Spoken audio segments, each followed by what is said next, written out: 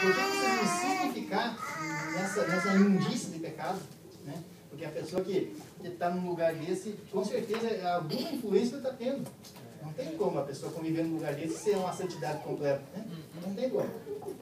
E aí, aí talvez, né, ela quis ficar pelas posses, pelos bens, né?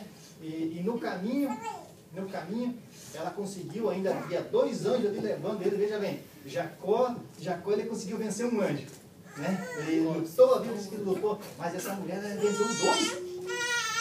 Ela venceu 2, porque os 2 de ali, ela tirou o braço de um, tirou do outro e deu aquela olhadinha para trás.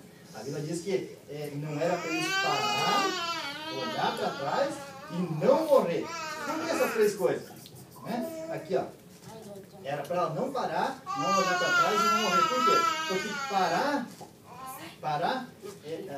é o pior estado. Olhar para trás é a pior direção que um ser humano pode ter. E morrer é o pior destino.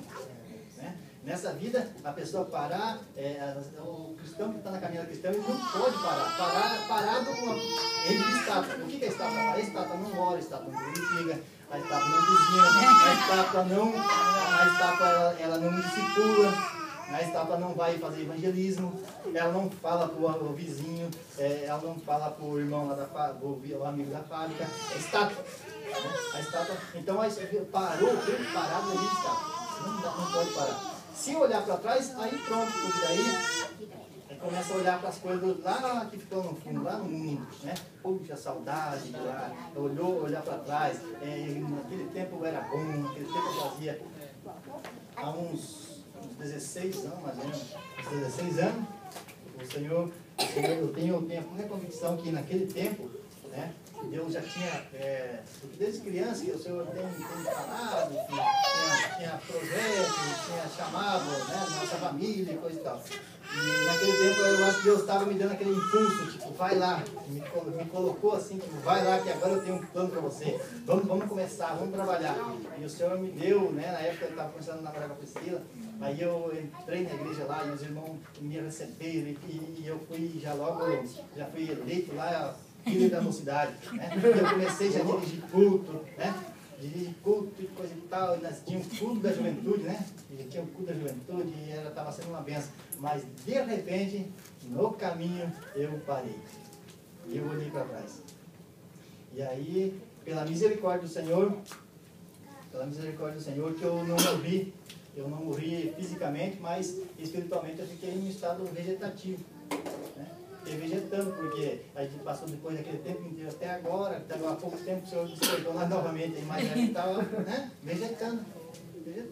Por quê? Porque eu comecei a pensar nas coisas da vida, agora tudo mudou, é melhor esperar um pouco, não sei o quê, e eu olhei para trás, e olhei para a conversa fiada, e olhei para a historinha que diz que não diz que, né? Essas coisas que o inimigo coloca, e a pessoa vai se definhando e acaba que olha para trás e para. Isso aí o inimigo tem usado muito no nosso meio. Tem usado muito. Graças a Deus que o Senhor tem de misericórdia, Ele é um Deus bondoso, misericordioso, Ele sempre dá uma segunda chance. Glória a Deus. Glória a Deus. Aleluia. Glória a Deus. Ó, a mulher ela tinha conhecimento das promessas de Deus, feita Abraão. Né? A Bíblia não relata que ela tinha um envolvimento direto com o pecado. Não tem nada disso assim, falando que ela era uma daquelas pessoas promíscuas da cidade. Né? Mas com certeza ela foi influenciada. Né? Ela foi influenciada por A ou B, né? Porque ela estava no convívio. Né? As amigas, aí a amiguinha. Então, uma mulher de uma cidade desse tamanho, o homem juiz, com certeza tinha muitas amigas. E as amigas todos de Sodoma. Todos lá. Então, aqui vai um alerta para a gente, né, sempre selecionar nossas amizades. Né? Colega é uma coisa, agora amigo mesmo de verdade não é qualquer um. Nós temos que ter o discernimento do Senhor, Deus tem que tocar no nosso coração para a gente ter os amigos de verdade, aquele que você compartilha, aquele que você chora junto, aquele que você ora, que você conta as coisas. Não é qualquer um. Né?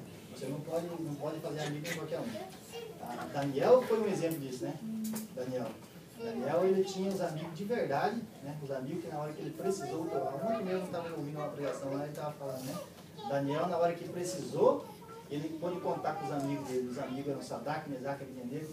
Não. Depois mudou o nome deles, né? Isso. Ele chamou eles três e falou, vamos orar, vamos jejuar, e eles entraram junto com ele na batalha, né? Esses eram os amigos de verdade. Depois, futuramente, Daniel também soube honrar os amigos. Falou, depois quando ele estava lá na posição de destaque, ele chamou o rei e falou assim, ó, eu quero que coloque o Daniel, o Sadraque, o Mesaque, o Abednego, todos numa posição de elevada aqui no reino, porque eles são meus amigos.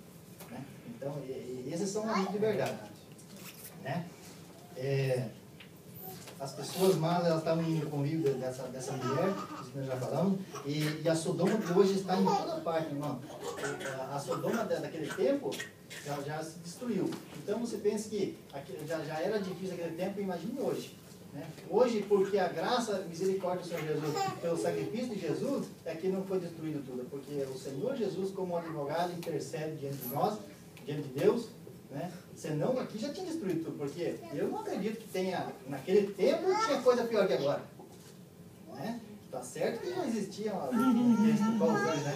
mas o pecado de hoje está uma internet, né? Novelas, jogos, eu digo jogos, existem jogos que é destrutivo mesmo. Né? Existem jogos que de fato não servem para o cristão. Né? As drogas, a pornografia, tudo isso, isso são heranças que vêm lá de Sodoma. Então, o pecado que vem lá de Sodoma. A própria palavra a sodomia, né? Que são atribuídas aos efeminados, a esses homossexuais e tal, é de Sodoma por causa disso. Então hoje está se tornando uma febre isso aí. Esse dia atrás eu estava vendo no Brasil, estava vendo uma matéria no Brasil, esse negócio de união estável é em 3 agora. Não é mais 2, já é 3. Já foi aprovado, o juiz já deu bem de causa, já está 3. Então você imagina, como diz o Gano uma vez, era proibido, agora é tolerado, daqui um dia é obrigatório, vamos cair fora, vai ser obrigatório. O negócio está complicado, é só a graça de Deus, misericórdia. A mulher, ela morreu por quê? Porque ela morreu? Porque ela desobedeceu a ordem. Né? A desobediência é um pecado gravíssimo, né? Na vida do cristão. Ela desobedeceu. Por quê? Se o anjo falou para ele que vamos, não pare em lugar nenhum, né? Vamos pela campina, ainda Deus foi benevolente para Ló, e Ló falou assim, ó, não dá pra gente ir até lá nas montanhas, eu posso ir até aqui numa cidadezinha aqui perto aqui, né, que ali eu posso ficar em abrigo, aí o anjo falou assim, então tá bom, eu vou atender mais esse pedido, mas vai, como se fosse agora, vou dizer, ô legal, sai daqui logo, né, e mesmo assim, ainda Deus foi bondoso para com ele e falou, levou, depois, aí mais para frente, depois que tudo foi destruído, Deus topou aquela cidadezinha que ele estava de Zoar, né, se não me engano. Topou Zoar, aí sim, Ló se mudou lá para as montanhas. Mas até então, ele falou assim, que se fosse no caminho ainda a tal da calamidade ia pegar ele e ele ia morrer. Então, o anjo falou para ele, vai, escape por tua vida. Uma vez, eu lembro como se fosse hoje, eu falo que as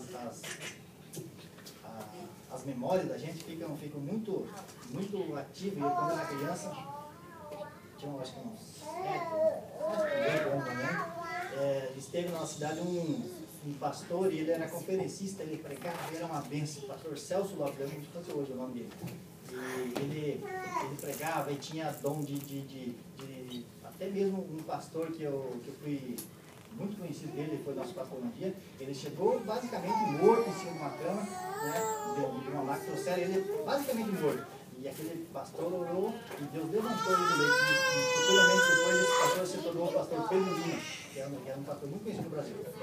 E ele é muito usado nas mãos de Deus, mas um dia, numa viagem, ele estava numa viaginha de avião, não sei se era longa, se era curta, se o avião era grande ou era pequeno. Eu sei que eles tiveram um acidente e eles caíram em alto mar, esse pastor. O pastor e o piloto. Depois, isso assim, foi logo depois que ele esteve lá pregando nossa cidade. Aí esse pastor teve esse acidente lá, e quem relatou esse fato foi o piloto, né, que teve com ele, né, no dia. Esse piloto contou que eles caíram e começaram a nadar, eles começaram a tentar, né, sair do aviãozinho quando tentaram nadar. E por um tempo, esse pastor, o pastor Celso Lopes, ele continuou, né, nadando com ele, e ele falando: você precisa aceitar Jesus, você precisa se converter, você precisa, né, Deus tem uma vida para você, né? E ele falava: para onde eu vou, se eu não conseguir chegar lá, se eu morrer aqui, para onde eu vou, eu tenho certeza da minha salvação, mas você não tem. E isso ele foi pregando no caminho, né? E eles tentando nadar, só que chega uma hora que ele não aguentou mais. E o piloto já era um homem mais preparado, não sei se estava tanto ali, não estava tanto ali, não lembro. Era um mais preparado, e esse piloto continuou nadando. Diz o relato, né, que ele contou o testemunho, que a última coisa que ele enxergou para trás, assim, que ele viu para trás, foi a mão do pastor fazendo assim, né, acenando com ele, e aquela mão foi sumindo, e ele conseguiu com muito esforço, chegou na praia, e a primeira coisa, ele dobrou o joelho, agradeceu a Deus, e foi correndo se converter. Né? Foi a última alma que aquele pastor ganhou.